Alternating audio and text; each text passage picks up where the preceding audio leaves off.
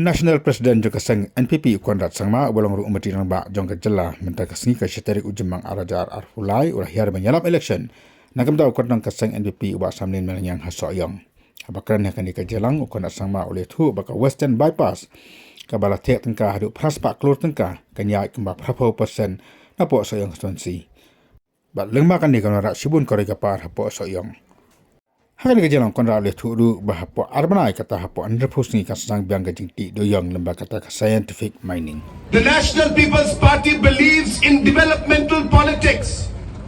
The Western Bypass that's going to come from here, more than an 800 crore project, has been moved by the National People's Party.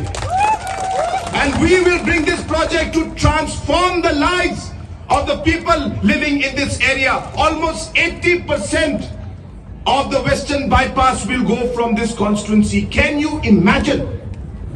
Can you imagine the lives that will change?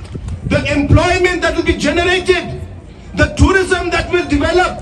The farmers will be benefited? This is the developmental politics of the National People's Party. I know that you have problem of school out here. I assure you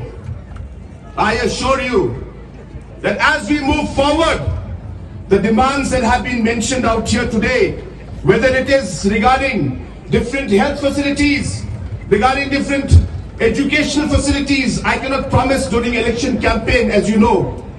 So I'm not going to promise, but I can tell you that these are all agendas that I have discussed with your local MLA. And we will take this forward. This NPP government has been working tirelessly to open up the mining in our state. We filed the case in 2019, and after 2019 the Supreme Court has lifted the ban on the mining that was there put in by NJT. After that, the Supreme Court had asked government of Meghalaya and India to work on different mining plans and lease to allow proper scientific mining to take place. On this very, very important day, I would like to inform all of you that the day has come.